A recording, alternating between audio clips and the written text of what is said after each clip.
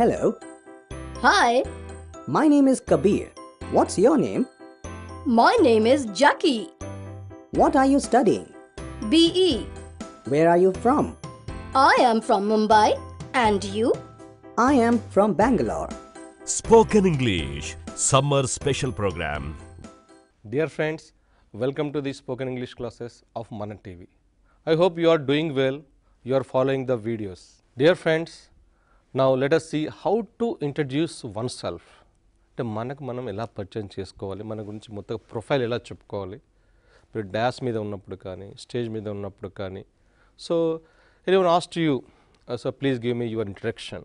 మీరు ఇంట్రడక్షన్ ఇవ్వాలన్నప్పుడు ఎలా ఇవ్వాలి? For example, you are a student. So, you are a student of class 10th. Here I will give an example to you. So, I am reading one's introduction. So, may I introduce myself to you? So, may I introduce myself?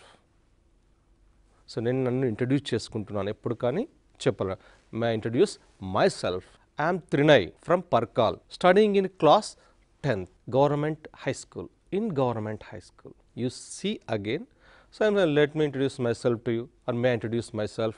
I am Trinay from Parkal, studying in class 10th in government high school. ఇలాగ మీరు first మీరు మీ name, class, మీ school, మీ place ఇవి చెప్పాలి. First ఈ ఆర్డర్లో రావాలి. First మీ name చెప్పండి, and me class చెప్పండి, ఆర్ మీ విలేజ్ చెప్పండి, ఆర్ మీ స్కూల్ చెప్పండి. ఇవి కంపల్సరీ అన్నమాట. And next you go for your parents. Next, Mr. Satish and Mrs. Swapna are my parents. Common గా my father name is, my mother name is. ఇలా మీరు lengthy sentences చెప్పకండి. For example, Mrs. Satish and Mrs. Swapna are my parents. My father is a teacher and mother is a lecturer. I have a brother and 2 sisters. This is about your family. So first me introduction తర్వాత let us go for your family's introduction. మనం చాలాసార్లు ఫ్యామిలీని రెండు mix చేస్తుంటారు. అలా కాకుండా first మీ introduction, then you go for your family introduction, and then go for your hobbies. What are your hobbies? My hobbies are playing cricket, drawing pictures, reading books, writing poetry, helping the poor and needy, and visiting new places in the holidays. You say more and more your habits. మనం ఆఫెన్గా ఏం చేస్తుంటామంటే ఏదో 2-3 hobby చెప్పి watching TV, reading books ఇలా చెప్తుంటాం. No, you expand your hobbies. మీ hobbies గురించి ఎంత ఎక్కువ చెప్పగలిగితే మీ యొక్క లిస్నర్ ఎవరైతే వింటున్నారో వారికి మీ గురించి పూర్తిగా తెలియజేసినట్టు అవుతుంది అన్నమాట. So you say more and more your hobbies. మనకు చాలా హ్యాబీస్ ఉంటాయన్నమాట. అండ్ మీకు హ్యాబీస్ చెప్పినప్పుడు కూడా లాంగ్వేజ్ కూడా బాగా వస్తుంది, వొకాబులరీ కూడా పెరుగుతుంది అన్నమాట. సో అండ్ హాబీస్ గురించి చెప్పినప్పుడు you do not say just like watching TV. Watching TV is a not complete answer. మీరు టీవీలో ఏం చూస్తారు? టీవీ చూస్తారా? టీవీలో ఏ ప్రోగ్రామ్స్ చూస్తారు? So watching live programmes, watching educational programmes in TV, watching BBC news in TV ఇలా చెప్పండి. కానీ ఊరికే టీవీ అని చెప్పకండి. టీవీ అనేది చాలా విస్తృత ప్రపంచం ఈ రోజుల్లో. ఏమని చూస్తారు మీరు? మీరు ఏదైతే అందులో పర్టికులర్ ఏరియా ఉందో అది చెప్పండి. Opposite person they can understand easily. ఓహో, వీరు ఇది చూస్తారా? I often watch BBC news అంటే బీబీసీ న్యూస్ బాగా చూస్తారు. I watch educational programmes in TV. Okay, వీరు ఎడ్యుకేషనల్ ప్రోగ్రామ్స్ చూస్తారు. ఇలా వారికి అర్థమవుతుంది అన్నమాట. ఈ హ్యాబీస్ని క్లియర్గా చెప్పండి. For example, I read books అంటారనమాట. Reading books is my hobby. Reading books మీ హాబీ. ఏ బుక్ చదువుతారు? I often read fiction or non fiction. I often read story books, moral story books. ఇలా మీరు కొద్దిగా క్లారిటీగా మీ హాబీ చెప్పినట్టయితే ఆపోజిట్ పర్సన్స్ కూడా మీ పట్ల ఒక రకమైన అభిప్రాయం ఏర్పడుతుంది అన్నమాట. సో మనకు interact when you are sharing your ideas means in language, you are interacting with each other and connecting with the person also, not only words. మీరు ఇతరులకు పదాలు చెప్పడం లేదు, వారు మీ యొక్క వర్డ్స్కి మీ లాంగ్వేజ్కి రెస్పాండ్ కావాలన్నమాట. So that is very important in language. And you say about your subjects. you are a student, compulsory you ought to say what is your favorite subject or what are your favorite subjects in the school. My favorite subjects are English and biological sciences, and I want to become a cardiologist to give my services to the poor and the rural of India rural India. So, my favorite subjects, I am saying my favorite subjects English and biological sciences, and my aim is also connected with this subject. నేను ఒక interest చెప్తాను, నాకు biological science అంటే interest, ఎందుకంటే నేను ఒక cardiologist కావాలనుకుంటున్నాను కాబట్టి. So నా సబ్జెక్టుకు నా యొక్క ఎయిమ్కు కనెక్ట్ ఉందన్నమాట. You say like that. అలా కాకుండా నాకు మ్యాథ్స్ అంటే చాలా ఇష్టము, నేను డాక్టర్ అవుతాను అంటే, సో ఇది చాలా లాంగ్వేజ్లో కనెక్ట్ కాదు, అపోజిట్ పర్సన్ కూడా మీ పట్ల సరైన అభిప్రాయం ఉండదన్నమాట. So, my favorite subject is English and biological science, and I want to become a cardiologist to give my services to the poor of the rural India. So, me kuda doctor ఎందుకు కావాలనుకుంటానంటే, నేను కూడా ఇండియాలో poor పీపుల్కు, మా గ్రామీణ ప్రాంతాలు ఉన్న వారికి service చేయాలనుకుంటున్నాను కాబట్టి. సో మీ యొక్క విషెస్ కూడా ఇలా మీ ఎయిమ్ కూడా మీ యొక్క ఫేవరెట్ సబ్జెక్ట్తో కనెక్ట్ చేసి చెప్పడం చాలా రిసీవర్కు చాలా హ్యాపీగా ఉంటుందన్నమాట. This is a students. ఆ స్టూడెంట్ చెప్పినాడు, ఏం చెప్పాడు, ఫస్ట్ క్లాస్ చెప్పాడు, ఆ విలేజ్ చెప్పాడు, నెక్స్ట్ అతని ఫ్యామిలీ చెప్పాడు, హాబీ చెప్పాడు, అండ్ ఇంట్రెస్టెస్ కూడా చెప్పాడు అనమాట. ఇంకేమైనా స్పోర్ట్స్ గురించి ఉంటే కూడా స్పోర్ట్స్ గురించి, I play cricket in the school, I'm the captain of cricket team in our school, ఇలా ఇంకా కూడా ఇంట్రడక్షన్ ఇవ్వచ్చు అనమాట. సో మీరు కూడా మీ స్కూల్లో మీ ఇంట్రడక్షన్, మీరు క్లాస్ 10th కావచ్చు, 9th కావచ్చు, ఇంటర్మీడియట్ కావచ్చు, మీ గురించి ఒక ప్రొఫైల్ మీరు పూర్తిగా చెప్పగలగాలన్నమాట. సో మీ గురించి ఏదైతే చెప్పగలగడం ఉంటుందో దానివల్ల మాత్రమే మీ లాంగ్వేజ్ ఇంప్రూవ్ అవుతుంది. Either mother tongue or second language also, second tongue also. మీ మాతృభాష డెవలప్ అవుతుంది, as well as spoken English కూడా డెవలప్ అవుతుంది. మీ గురించి సెల్ఫ్ ఇంట్రడక్షన్ బాగా రావాలి.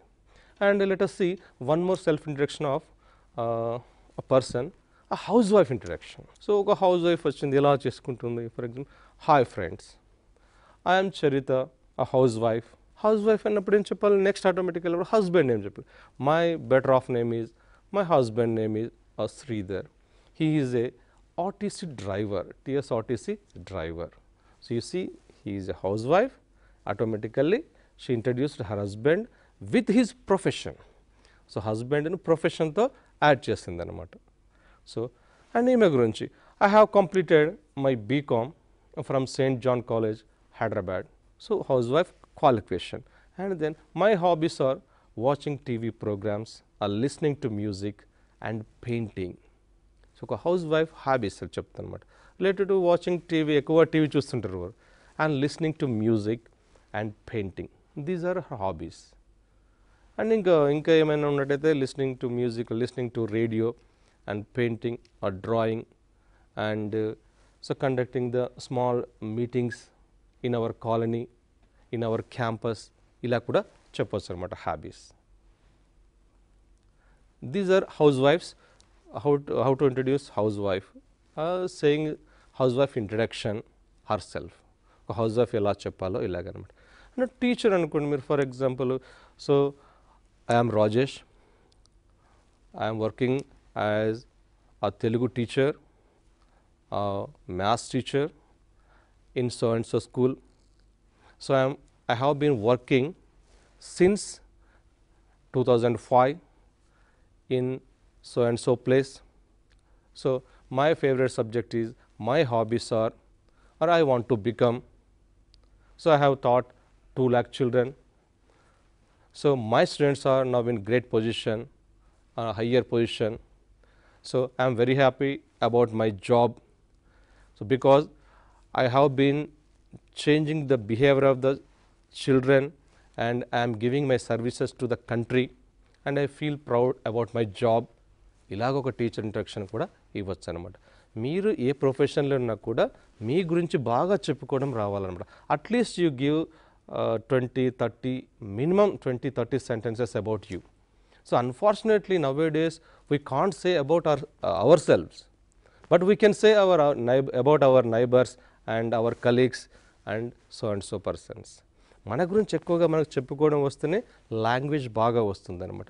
So what are your abilities, మీ యొక్క సామర్థ్యాలు కూడా ఇతరులకు తెలియాలన్నమాట. సో ఇలా మీ గురించి ఎక్కువగా ఎక్స్ప్రెషన్స్ ఇవ్వండి. First you put on the paper, so మీ యొక్క expressions and you practice with your friends. Automatically your language will be polished and it will be improved. So your pronunciation, your expressions will be changed. Okay, dear children. So after listening this class, you practice with your friends. You give your introduction to your friends. Dear friends, in spoken languages, dear friends, in spoken English, the importance of conjunctions is very, very important.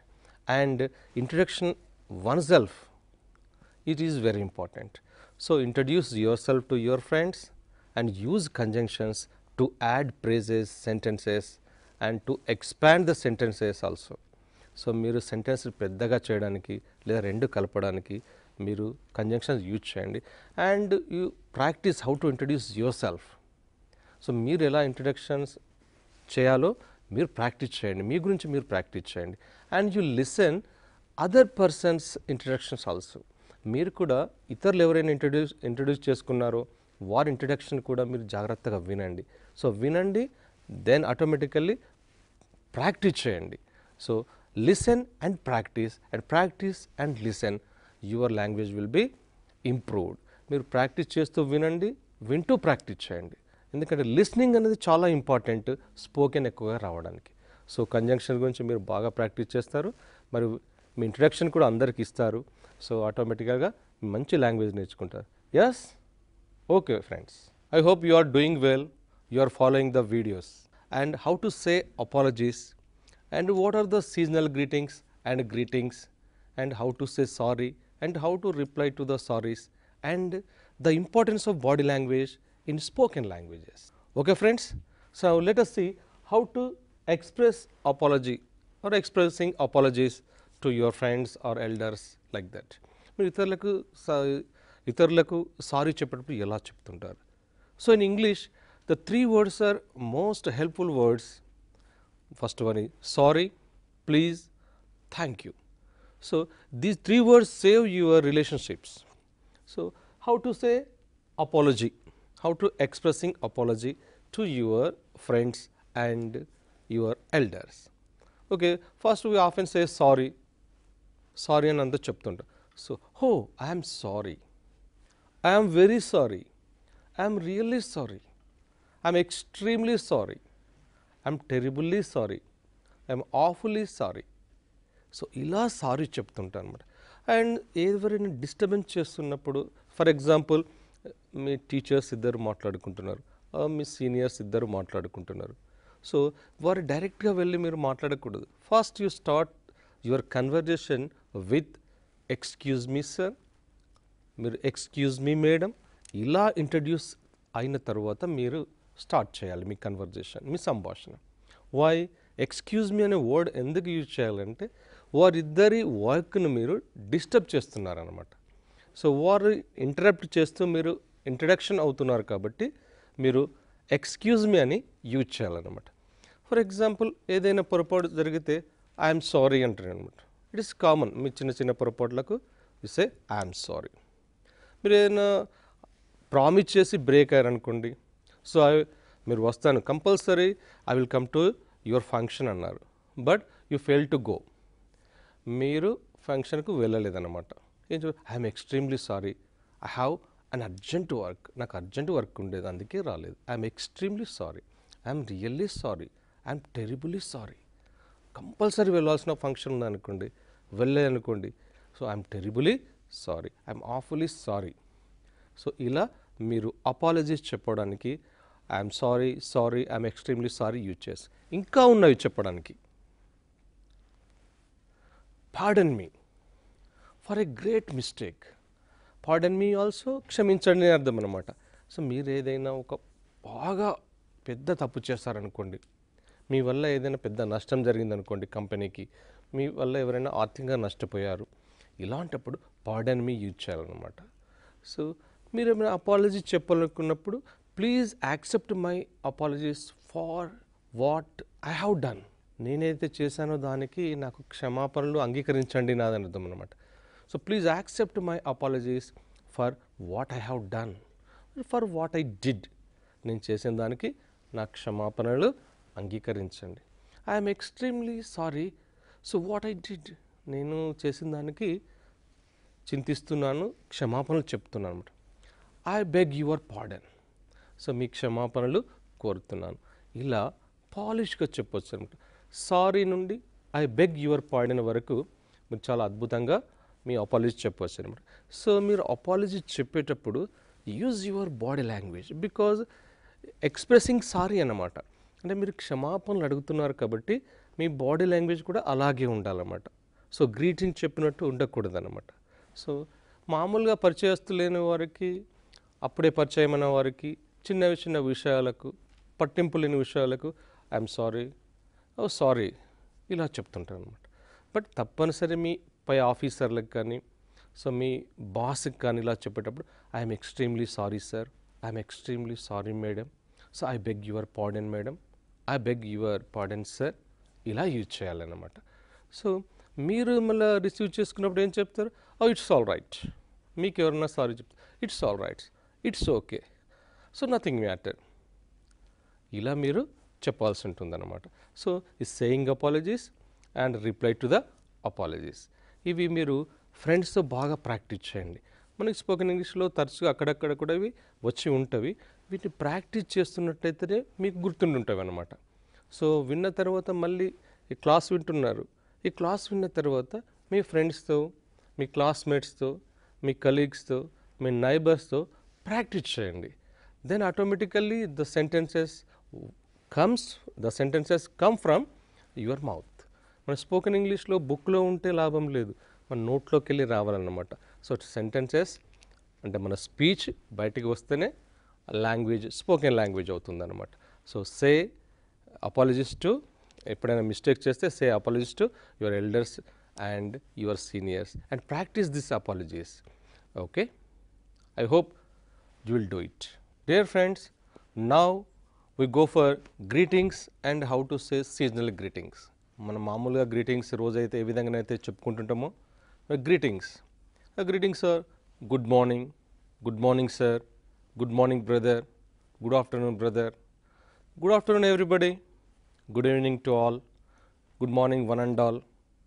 These are regular greetings.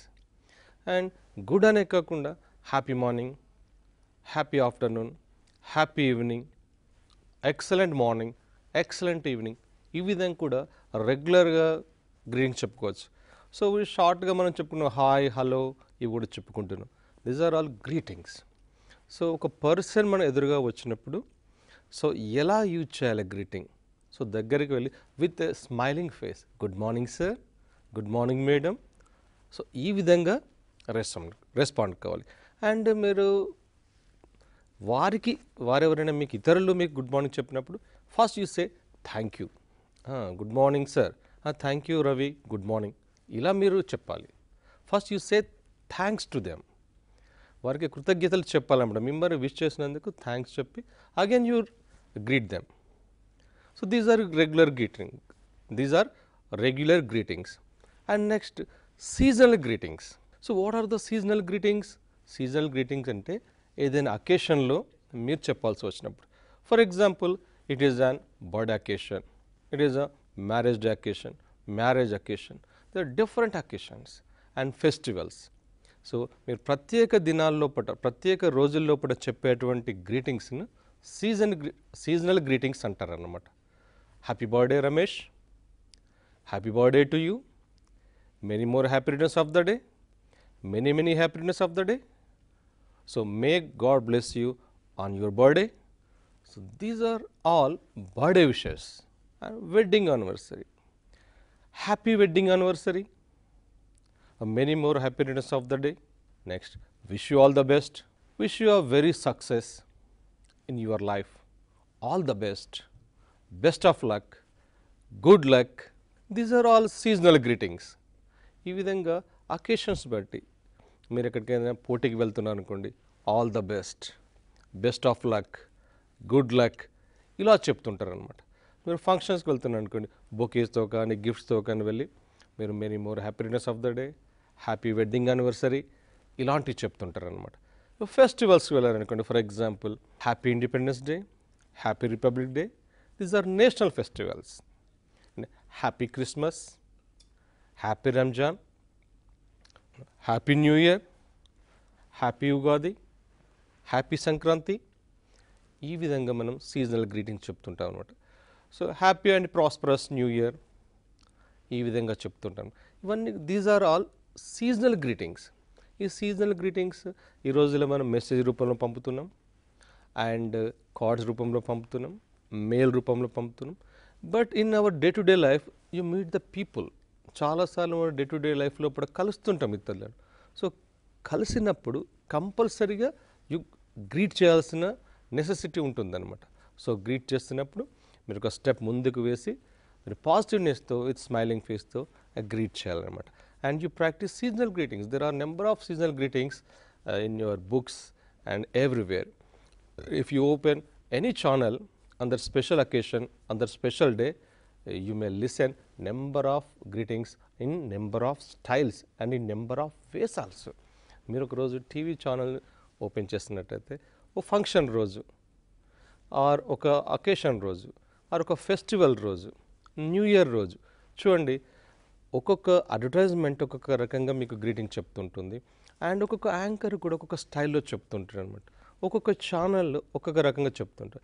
So you listen that seasonal greetings and implement in your day to day life and practice to say with others. ఇలా practice చేసినట్టయితే various types of greetings in various styles అనేది మీ యొక్క spoken ఇంగ్లీష్లో మీ లాంగ్వేజ్కి కానీ మీ మాటకు కానీ చాలా అందాన్ని ఇస్తుందన్నమాట. ఓకే, బాగా ప్రాక్టీస్ చేస్తారు కదా. I hope you will do it. Spoken English Summer Special Program.